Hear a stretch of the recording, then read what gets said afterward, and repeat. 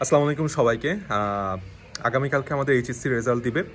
So আমার ব্যক্তিগত অভিজ্ঞতা তোমার সাথে শেয়ার করি। আমি যখন 19-এ ক্লাস নিই, এইচএসসি রেজাল্টের আগে প্রত্যেকটা ক্লাস পুরো ভরপুর 100, 110, 115 জন করে স্টুডেন্ট প্রত্যেকটা ক্লাসে।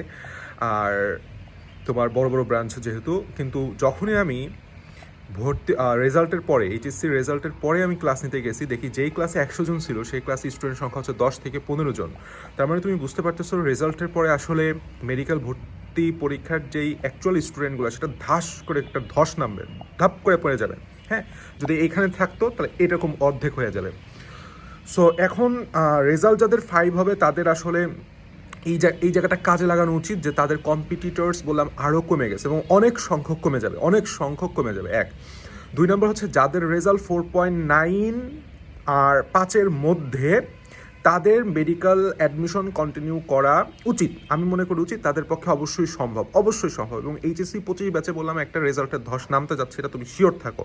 কারণ এইচএসসি 25-এর প্রশ্ন আমি দেখছি, প্রশ্ন যথেষ্ট কঠিন হয়েছে এবং এখানে রেজাল্টের এই জিপিএ 5-এর সংখ্যা অনেক কমবে, গত বছর চাইতেও কমবে। এবং তাহলে 4.9 বা আর 5-এর মধ্যে যারা থাকবা তারা তুমি মেডিকেল ভর্তি অ্যাডমিশন তুমি করতে পারো, কোনো সমস্যা নাই, খুব কনফিডেন্টলি করতে পারো, ইনশাল্লাহ চান্স হয়ে যাবে ভালো মতন পড়তে পারলে।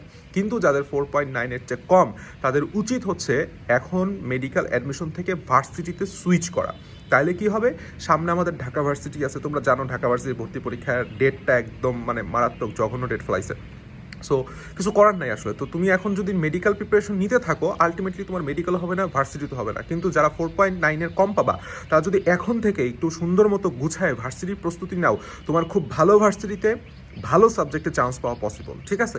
আর যাদের 4.9-এর উপরে এবং 5 আসো, তাদের উচিত হচ্ছে এই রেজাল্টের পরেই সার্কুলার দিয়ে দিবে, সব কিছুর থেকে, সব জায়গার থেকে নিজেকে সরায় শুধুমাত্র নিজের পড়া, রিভিশন এবং গ্যাপ ফিল আপের প্রতি মনোযোগ দেওয়া, ঠিক আছে? এবং দ্যাটস ওয়াই আমাদের লাস্ট 5, যে আমরা বারবার বলতেছি, এখানে তোমাকে রিভিশনের বিষয়টা বুঝাই দেওয়া হবে এবং তোমার গ্যাপগুলো তোমার পূরণ হয়ে যাবে এবং অনুষ্ঠানিক প্রশ্নের উপর তুমি বারবার পরীক্ষা দিতে পারবা, ঠিক আছে? Best of luck.